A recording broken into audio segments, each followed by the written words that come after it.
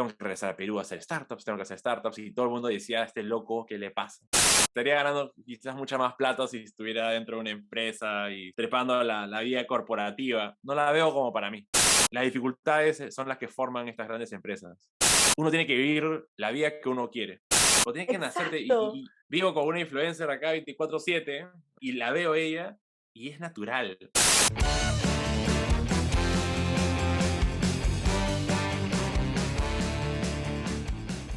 Bienvenidos a este episodio de Peruanos que Inspiran, espacio donde buscamos visibilizar a cada vez más peruanos que la rompen en lo que hacen y apuestan por el Perú. Tengo el placer de presentarles a un gran referente en temas de innovación y startup. Él es conductor de los podcasts Innovación sin Barreras, en el que habla de diferentes startups, innovación, entre otros, de Web3, donde habla de información de criptos, blockchain, NFTs, etcétera, y nos va a contar un poco de eso. También de This Week in Shift, donde busca mejorar las condiciones de innovación en el sector corporativo. Él es director ejecutivo de Shift, Asociación de Innovación, y escritor del blog Darwin Digital de la Semana Económica. Ha sido también country manager de Guaira Perú, Hub de Innovación abierta en Telefónica. Tiene un máster en gestión de la tecnología en Columbia University y es egresado de Graduate Study Program en Singularity University. Y con ustedes, el gran Jaime Sotomayor. ¡Woohoo! ¿Cómo estás, Ale? ¿Cómo estás? Gracias por tenerme acá en el programa. Muchas gracias a ti por darte el tiempo. Para que sepan, lo estamos grabando el 14 de febrero. Yo te quiero agradecer por darte Feliz día de la una amistad. horita. Feliz Día de la Amistad. Muchas gracias por este espacio. Y bueno, he comentado ahorita como la parte corporativa, lo que podemos encontrar de LinkedIn de una persona. Entonces, quería darte el pase para que nos comentes quién es Jaime Sotomayor. Claro, claro. Muchas gracias, Ale. Esta es la parte donde yo le pento el storytelling, ¿no? Y lo hago sonar más interesante. Eh, a ver, yo me considero una persona emprendedora, me gusta la tecnología, y creo que esas dos cosas han sido lo que me han ido empujando a tomar las decisiones que he venido haciendo toda la vida. Me acuerdo que en el colegio era el que encontraba las oportunidades de negocio como para poder venderle algo a mis compañeros de clase, pero la misma vez era el que estaba enseñándoles a todos a cómo programar HTML. Siempre estaba adelantado en lo que era la materia de computación. Entonces, es un poco me lleva a estudiar ingeniería, específicamente ingeniería de sistemas, y a trabajar en diferentes empresas como IBM, Price, Siemens. Pero muy temprano me di cuenta que me estaba olvidando un poco de la parte de emprendimiento, y así es que, ni bien salí de la universidad, me puse a hacer varios emprendimientos. Una oportunidad de ir y visitar Silicon Valley, específicamente un programa que me gané en Stanford para digamos, aquellas personas que están emprendiendo al inicio. Y ahí es donde digamos, nos mostraron este mundo llamado startups, ¿no? Estamos hablando alrededor de 2010. Acá en Perú todavía no había nada, nada, nada, nada de startups. No había Guaira, no había Startup Perú, no habían este tema de las startups. Y ahí es donde comienza un poco, o ya venía con este chip de que tengo que regresar a Perú a hacer startups, tengo que hacer startups, y todo el mundo decía, este loco, ¿qué le pasa? ¿No? Pero bueno, hoy ya es otra realidad, las startups están súper bien vistas, estamos viendo cómo eso está creciendo, pero en ese momento era un poquito más complicado. Pero igual hice varios intentos, algunos funcionaron, otros no tanto, eh, y eso después ya me permitió ponerme en el otro lado de la mesa y poder ocupar un rol en Guaira ya como director del hub, ¿no? Habiendo primero pasado de ser el que administraba o gestionaba el portafolio de las startups, es decir, dónde hay que invertir, cómo las ayudamos, a ser ya el que maneja la operación y buscaba cómo generar sinergias entre las startups y los corporativos tipo Telefónica. Y bueno, ya llevándolo un poquito más al día de hoy, sigo muy interesado por la tecnología, al punto donde hice un máster en gestión de tecnología en Columbia University, y también ya venía desarrollando un podcast que lo inicié justo al inicio de la pandemia, pero no tuvo nada que ver, yo no sabía que iba a haber pandemia. Yo creo que de hecho en algo tiene que haber ayudado, que la gente estaba más dispuesta a escuchar en ese momento, pero quería compartir lo que estaba aprendiendo, quería seguir teniendo las reuniones que tenía con emprendedores, con innovadores, que tenía cuando estaba trabajando en Guaira, pero llevarlo y hacerlo público. Y así que inicio Innovación sin Barreras, ¿no? Con la idea de poder tener estas conversaciones interesantes, destilar un poco los aprendizajes de estas personas y que las personas que nos estén escuchando lo puedan utilizar en su día a día, ya sean emprendedores o sean en la parte de innovación corporativa. Y a inicio de este año, eh, yo ya venía hace, ¿qué? 6 meses atrás metiéndome a fondo al mundo de blockchain, cripto, me parecía súper interesante. No era nuevo para mí el tema de blockchain, pero sí siento que había habido un salto gigante desde la última vez que lo había revisitado. Y es por eso que tengo ahora un segundo podcast, ¿no? Que es Web3, enfocado específicamente en todo este mundo que se está desarrollando de metaversos, NFTs, blockchain y más. Y hace 10 meses atrás me incorporé a Shift, que es una asociación de innovación, que de hecho yo participaba, ¿no? Como miembro, como socio de la organización, eh, impulsando, digamos, la parte de Open Innovation, Corporate Venture Capital, ayudando a las otras empresas pares, otras empresas socias, que no han desarrollado todas esas capacidades. Yo compartía mi know-how de Guaira con los socios. Pero ahora ya nuevamente estoy en el otro lado, ya gestionando la asociación, buscando de que se generen este compartir de conocimientos, porque para realmente hoy en día ganar, competir, tienes que cooperar un montón. Y especialmente en innovación, tienes que juntarte con muchos, compartir aprendizajes, incluso hasta co-crear cosas. Y es un poquito toda la filosofía de innovación abierta. Entonces ahí, un poquito el resumen de quién es Jaime y por qué hago lo que hago y disfruto de aprender y compartir. Creo que eso que acabas de comentar aquí hacia el final de aprender y compartir me relaciona mucho con lo que estás haciendo ahorita, ¿no? Porque estaba revisando, pues, antes de la entrevista lo que estabas haciendo y dije, claro, está muy enfocado en la parte de comunicar. O sea, sí estás haciendo cosas y todo, pero estás transmitiendo bastante por medio de 3 programas. A mí de por sí me parece súper difícil poder manejar uno, entonces debe ser bien complicado porque es, o sea, no Es, solamente tener a las personas entrevistadas o el tema que vayas a hablar, desarrollarlo, sino también toda la producción que involucra y la distribución también, ¿no? Del mismo. Entonces, y de ahí hemos armado buen equipo. O sea, cada uno de los 3 podcasts tiene un equipo distinto.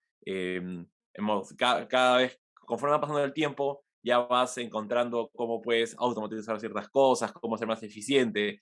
El inicio es siempre lo más duro, pero cuando ya pasas los episodios 10 o 15, como tú has hecho, ya estás en una trayectoria de seguir creciendo. Hoy día para mí más bien ya no, o sea, si bien es retador seguir creando contenido, para mí hoy día el reto ya es distribución. ¿Cómo logramos que más personas puedan llegar a este mensaje? Porque cada vez se vuelve más competitivo el espacio de podcast. completamente. Siento que, sobre todo en esos años de pandemia, en estos últimos dos, es como ha despegado todo el mundo que ha tenido una idea y ha querido sacarla, Sí. lo ha hecho, lo ha intentado hacer en la medida de lo posible. Y a mí de la historia que me estabas contando, o sea, de cómo has desarrollado tu carrera y todo eso, yo pensaría, o sea, yo pensaría que irías más por el sector corporativo o esta parte, ¿no? De poder manejar negocios y todo eso. Pero veo que en verdad gran parte de tu tiempo lo dedicas a esta parte de comunicar hacia afuera. Entonces, o sea, me surge la pregunta y la curiosidad, porque, digamos, en términos de rédito, entre comillas, creo que te iría mejor Sí. viendo temas de inversiones, ¿no? Claramente estaría ganando quizás mucha más plata si estuviera dentro de una empresa y trepando la vida corporativa. No, no digo que no sea buena, sino no la veo como para mí. De hecho, yo sentía de que la posición que tenía en Guaira como director del país tenía esta ventaja de, o sea, mi jefe está a miles de kilómetros al otro lado del charco, ¿no? Básicamente es como si estuviera yo manejando una empresa acá en Perú, con un super equipo que teníamos, ahí sí me sentía como que estaba emprendiendo dentro de una gran organización. Ya es un poco más distinto la sensación cuando estás ocupando un rol en un puesto corporativo, no encajo tan bien. ¿no? Y yo me he dado cuenta un poco de eso en el camino y, no sé, quizás muchos de ustedes también estarán pensando en lo mismo o les habrá pasado igual. Entonces tienen que ir buscando los diferentes caminos que la vida te va abriendo y un poquito, no, al inicio no estaba tan seguro si quería realmente desarrollar tanto contenido, no estar comunicando bastante, pero con el tiempo, entre que lo he ido aprendiendo a hacer mejor, lo he estado disfrutando.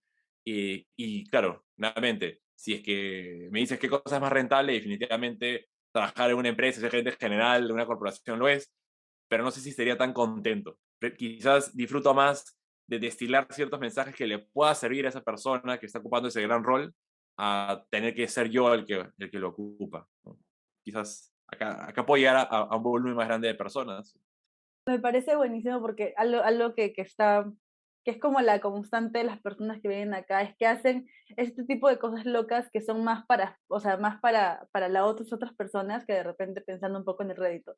Obviamente uno también piensa, no tiene que subsistir, pero dentro de Sí, la medida de lo claro. posible poder dar también a otras personas. O sea, hay modelos para monetizar que no te voy a decir que no he pensado, de hecho he probado varios porque también si es que es sostenible, lo que va a terminar sucediendo es de que puedes cada vez hacerlo crecer más, ¿no? Entonces, si uno lo está viendo esto como un tema profesional, que es la manera como lo estoy viendo yo, siempre vas a estar buscando cómo puedes hacer que esto pueda cada vez generar más, ¿no? Ya sea a través de sponsors en tu programa, poder tener a una marca que auspicies en tus redes. O sea, he hecho un poquito de todo, ¿no? No voy a mencionar ninguna de las marcas acá, pero sí ha sido súper interesante porque no sé, pues hace 3 años atrás no hubiera pensado de, digamos, que una marca de autos me iba a pedir, oye, te doy un auto para que me lo promociones, o que una marca de cursos online me contratara para promocionar sus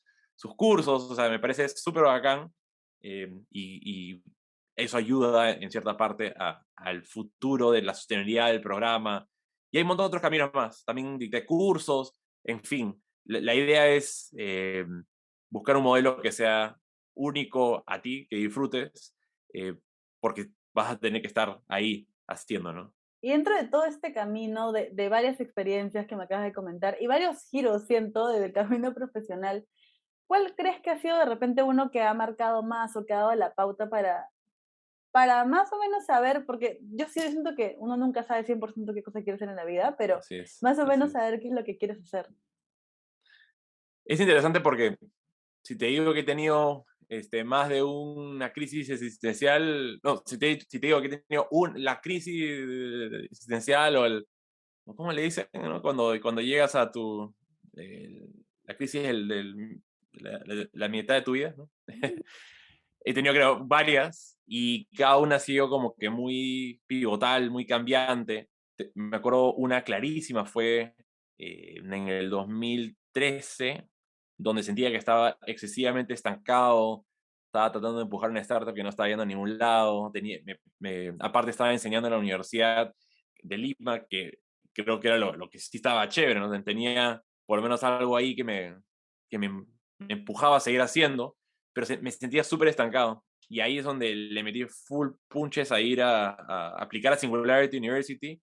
Logré ir, ¿no? Para los que no conocen, era un programa, porque ya el programa en sí de Singularity ya cambió bastante, pero en su momento era un programa donde juntaban a 80 personas de diferentes partes del mundo por 3 meses en el campus de la NASA, en Palo Alto, bueno, no en Palo Alto, en Mountain View, un poquito más abajo. Y era pues un constante bombardeo de inteligencia que venía por todos lados, porque venían speakers de todas partes del mundo para hablarnos de diferentes tecnologías, industrias. Mis 79 colegas eran todos uno más brillante que el otro y te empujaban para que emprendas un negocio en Estados Unidos. Y ahí es donde me metí a biotecnología que jamás se me hubiera pasado por la cabeza. Entonces realmente fue un choque fuertísimo de mirar el mundo con otra vista, pensar en abundancia, en grande, todo el mindset de Silicon Valley. Eso ha sido uno de los varios. Eh, Otro ha sido cuando he ingresado a Wire y empezar a ver, como te decía, desde el otro lado, ya mirando a cómo tú puedes apoyar a los startups, te cambia un poco la perspectiva del mundo del emprendimiento, ¿no? Y te das cuenta de lo increíblemente difícil que es ser un emprendedor, lograr hacer estas empresas tan grandes, ¿no? Y cómo el rol del inversionista puede ser crítico, pero la mayoría de las veces no, se pintan más de lo que son, ¿no? Entonces, realmente ser buen inversionista también es bien difícil, ¿no? Entonces, ¿qué te puedo decir? He tenido ese rol de emprendedor, ese rol como inversionista, y ahora más bien estaba entre si soy emprendedor, si soy inversionista otra vez, y dije, bueno, ¿qué tal si pruebo un tercer camino, ¿no? Que es el que estoy haciendo ahora, y ver si por acá también puedo agregar valor. Parecen que son de experiencias de uno en un millón, ¿no? O sea, poder ir a Silicon Valley, tipo siendo de Latinoamérica, es súper difícil y ese tipo de programas y aprendiendo tecnologías bastante avanzadas para lo que creo que el común de personas ven en el día a día, ¿no? Y justo ahorita se me salió la pregunta porque hemos estado hablando de cosas bien interesantes, ¿no? Blockchain, startups, que la Sí, innovación, que no sé qué. Pero teniendo en cuenta, por ejemplo, el Perú, que es un país que está súper bajo en digitalización, te lanzo la pregunta porque me parecería muy interesante saber tu opinión. ¿Cómo crees que estamos avanzando o cómo podríamos aportar más a que más gente también esté involucrada en esto? ¿No? Porque siento que en general la innovación, tecnología o simplemente el mindset de este growth ujú, podría hacerle mucho valor a muchos peruanos. sí. De hecho, ahí es donde yo veo que donde hay la mayor cantidad de problemas o los problemas más complicados para resolver, es donde también están las oportunidades más grandes. Y si tú miras en Latinoamérica, vamos a salir un poquito de Perú, per se, vamos a mirar un poquito más Latinoamérica, y miras el éxito que ha tenido Nubank, es, y siendo este banco más grande digital del mundo, es porque las condiciones en las que ellos se encontraron, ¿no? Brasil, como con ese número de personas que no están siendo satisfechas por el sistema tradicional de banca financiero, hace pues de que aparezcan empresas como esta y digan, oye, acá hay una oportunidad muy, muy grande, nadie más lo puede resolver tan bien como lo podría resolver nosotros como startup, y vamos por ello, ¿no? Y el capital te va a encontrar si es que estás encontrando oportunidades que son muy, muy grandes. Y lo mismo, más allá de fintech, lo mismo puedes ver en educación. El hecho de que tengamos un Creana que ha salido acá a Perú, que está en toda Latinoamérica y que sigue creciendo, le sigue yendo bien y siguen levantando estas rondas gigantes y pronto será nuestro primer unicornio en Perú, es porque justamente han encontrado una oportunidad ante un problema que no estaba satisfecho, ante la cantidad de personas que necesitan educación bien específica para poder rápidamente insertarse y ganar dinero. Yo creo que ahí está el tema. A veces mucho miramos a Silicon Valley y otros lugares del mundo y decimos, bueno, si no estamos ahí, no estamos haciendo nada. Pero no es necesariamente así. Latinoamérica tiene las particularidades de poder aprovechar esa carencias. Por ejemplo, Rappi no hubiera podido salir en Estados Unidos por simplemente el tema de la coyuntura. En Guara me acuerdo que también invertimos en una empresa de drones que justamente por la dificultad de la geografía peruana, diseñaron drones que eran distintos a los que se pueden generar en Estados Unidos o en Europa, y estos tienen mucha mayor tecnología que esos. Entonces, las dificultades son las que forman estas grandes empresas. Buenazo que comentes eso, buenísimo, porque siento que es ese tipo de mindset el que mucha gente piensa, ¿no? Creo que diste en el clavo con una parte de la gente cree que tiene que ir hasta Silicon Valley o estar como que en esas grandes ligas para sentir que está haciendo algo, ¿no?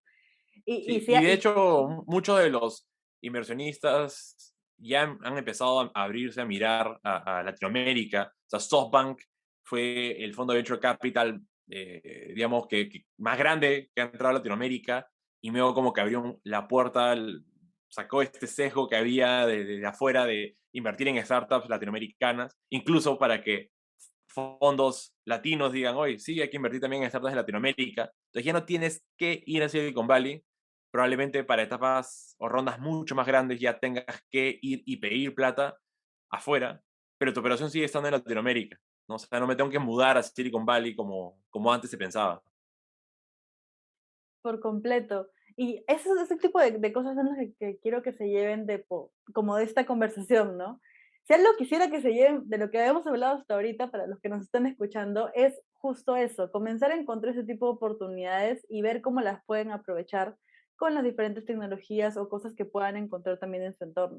Y eso, si quieres, le podemos sumar a lo que se viene con el tema de Web3, blockchain. Muchos de estos proyectos nacen en comunidades, en Discord, se crean DAOs, que son estas organizaciones autónomas descentralizadas, donde todos los participantes están en cualquier parte del mundo. Entonces, cuando dices, oye, esta DAO, este token, ¿de dónde es?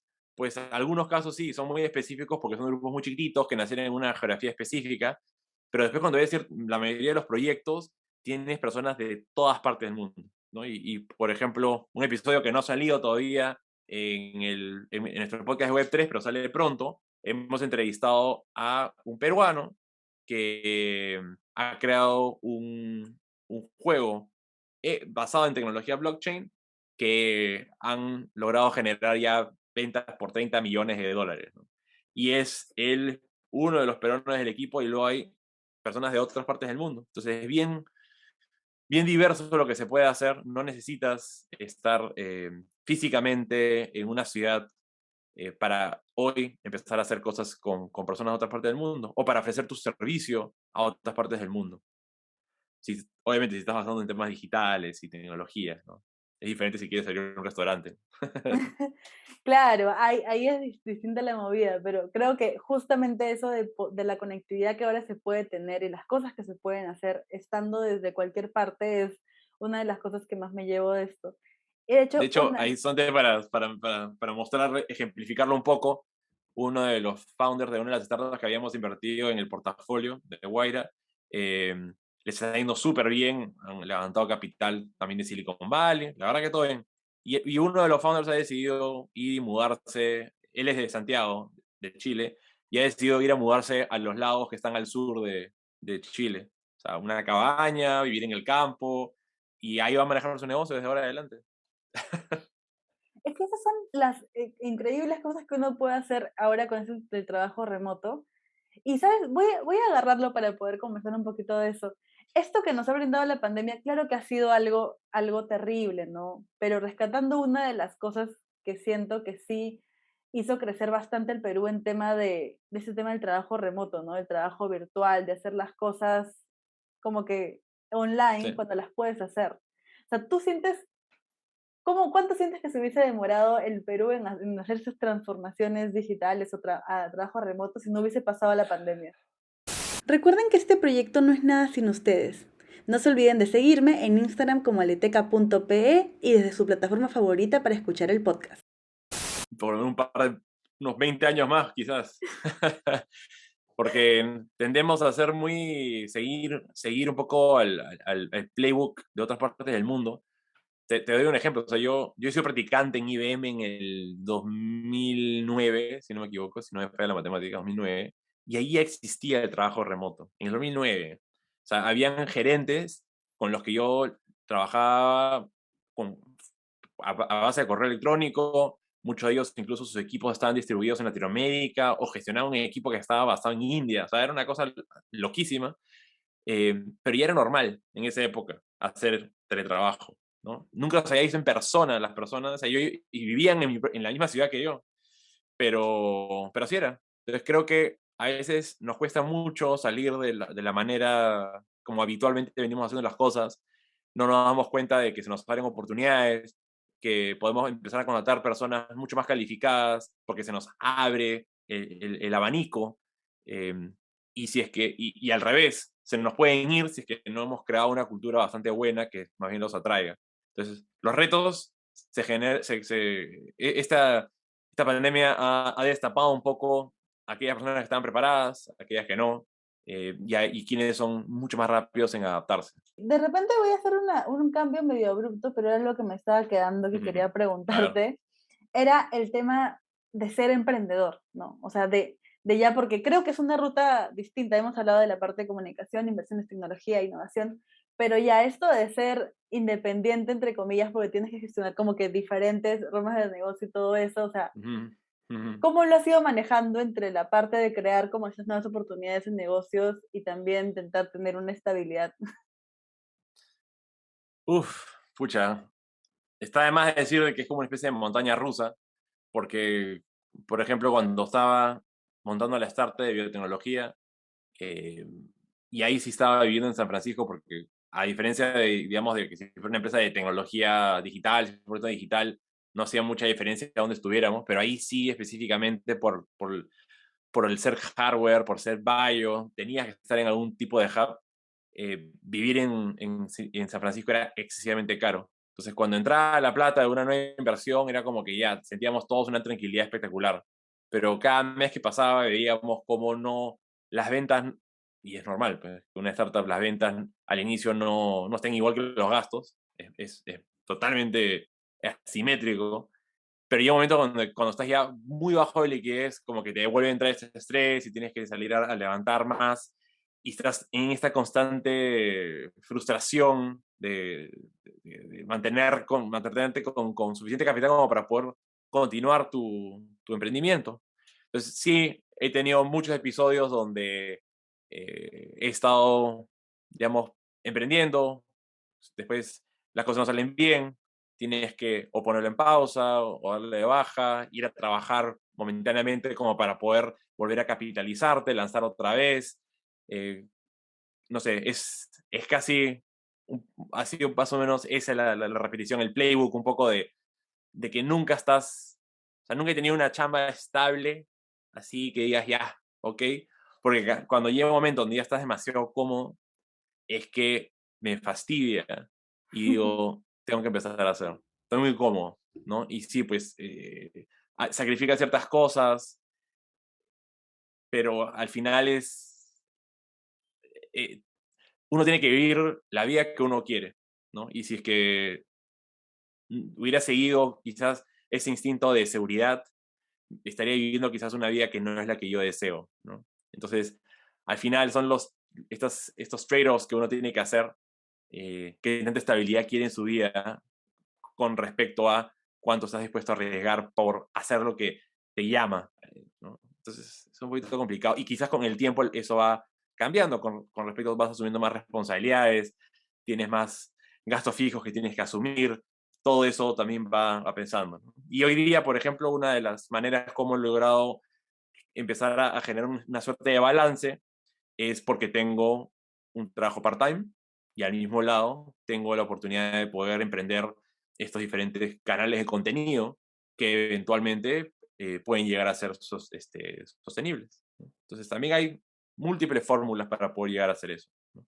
Y si quieres estás emprendiendo una startup y realmente estás con la idea de que quieres hacerlo all in, probablemente al inicio sí sea un tema muy difícil, ajustado con tus propios recursos, pero eventualmente uno para eso levanta capital, para poder financiar toda una operación y tienes que pagarte sueldo, ¿no? Ahí está esta idea de que el founder no se paga nada, ¿no? Y vive así ajustado, pero la verdad es que eso lo único que hace es perjudicar a la empresa, porque lo que tienes que tener es un founder metido en el negocio y no preocupado de si voy a poder pagar la cuenta a fin de mes, ¿no? Entonces, hay que encontrar igual ese balance.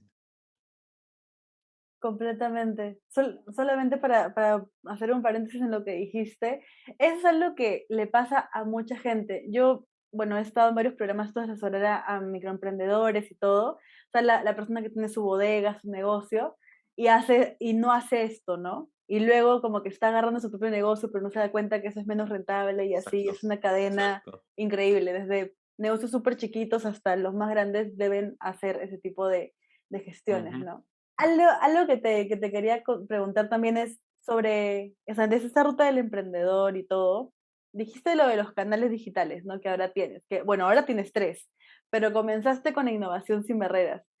Así es. ¿Fue algo que dudaste mucho? O sea, de si sacar un podcast o tenías otras opciones o no, ya es algo que querías hacer de todas maneras. Más fue cuando arrancaba, ¿no? Porque yo venía escuchando podcast ya desde hace varios años atrás, antes que muchos, digamos, hablaran de podcast.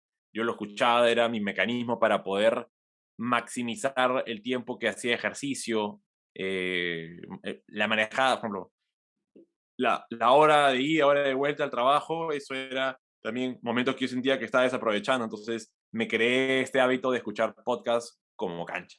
Y dije, oye, pucha, qué bacán lo que hacen estas personas de poder sentarse a conversar de estos temas, de paso que aprenden, generan un network, o sea, súper interesante. Y siempre está esta excusa de, bueno, estoy full con la chamba, no tengo tiempo, que tengo un montón de responsabilidades, que no tengo... Y empiezas a generar un montón de barreras como para empezar a hacerte, ¿no? Tú dices, ay, no, pero tendría que hacer como que la portada, y tendría que hacer la página web, y tendría que hacer el sonidito, y tendría que ver cómo lo edito, y tendría que ver... Entonces te empiezas a generar un montón de to-dos que lo único que hacen es te alejan de eso. Entonces ya una de las cosas que saqué de mi to-do fue cuando salí de Guaira, ¿no? Cuando hubo una reestructuración muy importante y varios tuvimos que salir, dijimos, bueno, dije, ahora no tengo la excusa de que estoy full con la chamba, ¿no? Tengo la holgura de tiempo como para realmente no preocuparme de buscar un trabajo hasta mucho tiempo o emprender algo. Pero ahorita no quiero hacer ninguno de los dos. No quiero saltar a una nueva chamba, no quiero saltar a hacer un emprendimiento. Vamos a patear lo futuro y las cosas ya saldrán. Ahorita quiero hacer lo que hace tiempo estoy pateando y es, quiero arrancar un podcast. Y mi esposa también está medio como en ese proceso, ¿no? Ella también quería sacar un nuevo canal, ¿no? Un nuevo medio, ¿no? Para los que no la conocen, Dolce Placard, Vivi Ibarra. Ella sí tiene muchísimo tiempo metida en este mundo y tiene YouTube y Instagram, bueno, Snapchat en su momento, ahora TikTok, pero quería meterse en temas de podcast. Y de hecho hasta me gana, termina ella lanzando primero antes que yo, pero no importa.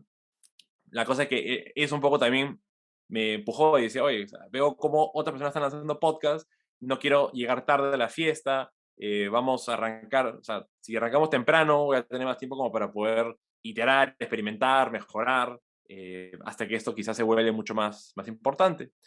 Y así fue, empezamos y como todos, la primera versión queremos que sea maravillosa y todo el mundo me aconsejaba de que tenías que grabarlo, editarlo, así toda una superproducción para que esté en todos los canales de Dios y por haber, y yo, ya, chévere. Y era otra persona y yo, ¿no? Los dos no logramos hacer que eso funcionara bien, la edición estuvo, la grabación fue fatal, pero la conversación fue buenísima. Y al final, y aparte llegó la pandemia muy poquito después de que empecé a grabar, y dije, ok, se acabó, vamos a irnos a lo básico. Solo audio, todo por internet, un speaker y un tema central de conversación, y se acabó. Que eso sea el programa.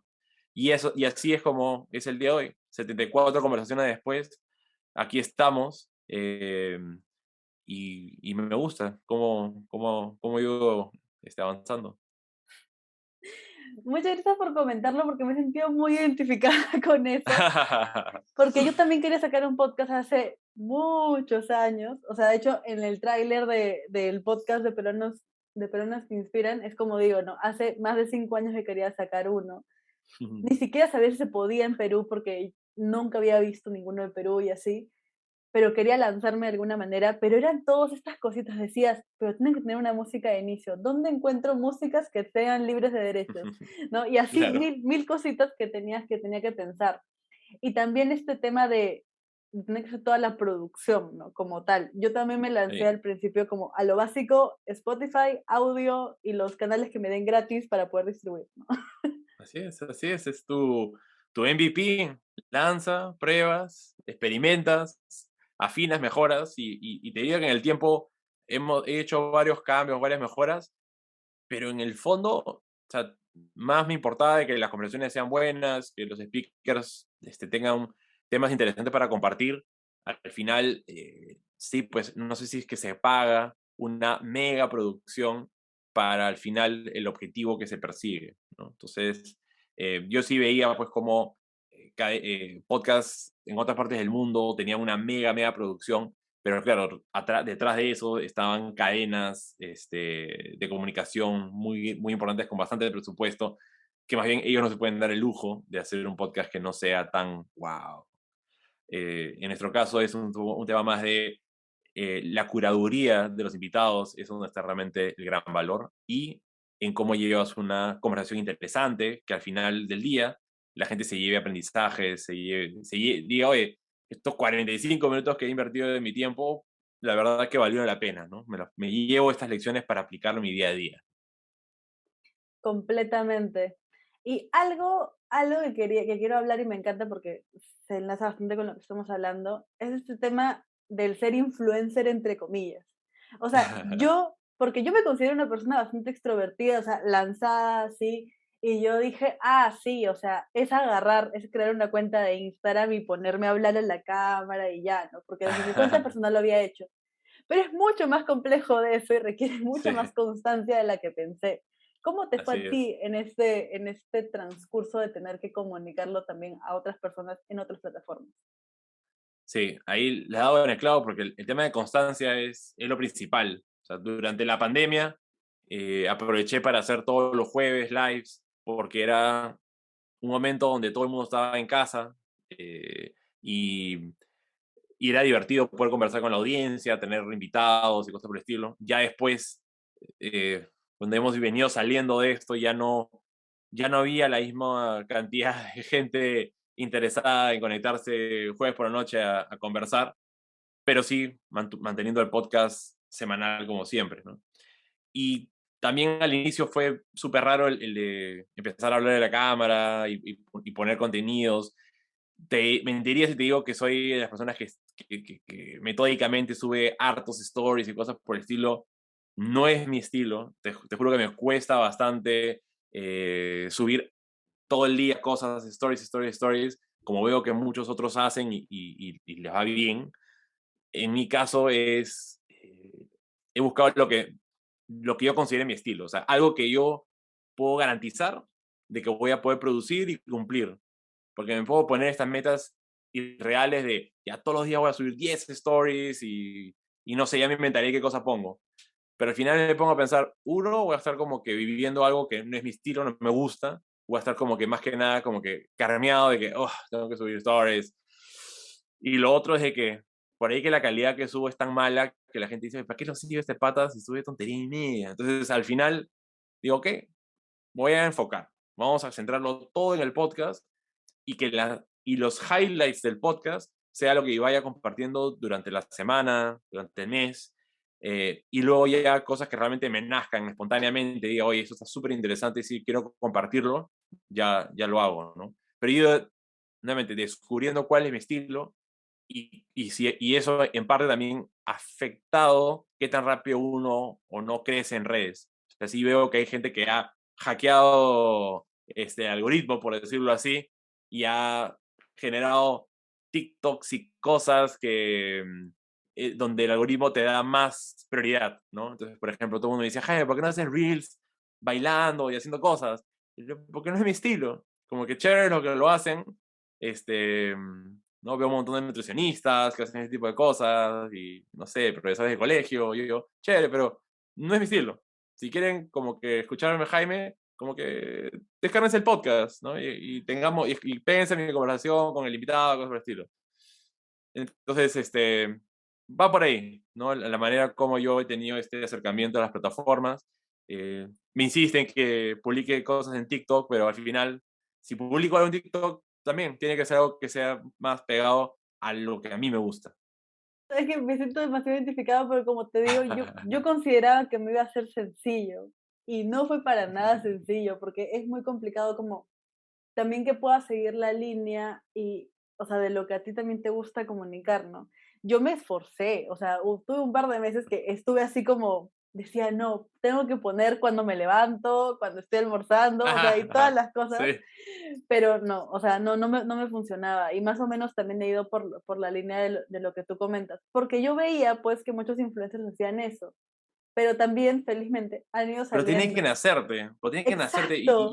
Y yo te digo porque vivo con una influencer acá 24/7 y la veo ella y es natural. O sea, no es forzado, no es falso, no es como que me desperté o esto o el desayuno. Es como que, no, realmente disfruta de todo lo que hace y la veo cuando está creando contenido y no es chamba. O sea, para ella no es chamba, realmente lo está haciendo. Entonces, pero para mí sí. ¿No? Esto de tener que sentarme y tener que hacer estas cosas y grabar esta vaina, que el otro, que mira mis 10 tips de productividad, o sea, no es mi estilo. Si quieren, vayan y sigan a esta persona que me parece que es un crack, vayan. Si quieren escuchar esos otros temas, acá está. Ay, muchas gracias por darme también este mini espacio de catarsis, para que todos los que escuchen sepan, en verdad a mí me cuesta cuando le abro la cámara, aunque no lo crean. Y bueno, Sí, hemos sí, sí. hablado de una infinidad de cosas el día de hoy, te quiero agradecer bastante por ello, y también a todas las personas Encantado. que hasta ahorita han escuchado. Y ya saben que digamos, el statement, la pregunta lo que es constante en toda esta segunda temporada es el tip para crecer de manera personal, profesional, o lo que a nuestro invitado le provoque compartir como un tip que les va a hackear la vida, que les va a ayudar. Así que le doy el pase a Jaime para que nos dé este tipo de cosas que quiera compartir. Uf, es bueno porque, no sé, te digo, todo el tiempo estoy leyendo a personas en redes que tienen todas estas diferentes sugerencias, ¿no? Y que todas son súper buenas, pero al final, o sea, si estoy al final leyendo a toda esta gente súper capa, es porque también he hecho un trabajo de curaduría muy bueno de qué consumo, ¿no? Y yo podría estar pasándome horas y horas leyendo o mirando videos que siento que no son útiles, productivos o cosas por el estilo, pero como he hecho un trabajo de filtrar en Twitter, Instagram, TikTok, o sea, no es broma, hasta en TikTok filtro para que no me aparezca lo típico, sino que me aparezca gente hablando de ciencia, de tecnología, emprendimiento. Eh, entonces, mi sugerencia es, nosotros no podemos controlar al mundo, pero sí podemos controlar lo que nos llega, ¿no? Todos estos inputs, lo que absorbemos, es algo que nosotros sí podemos, dentro de todo, controlar.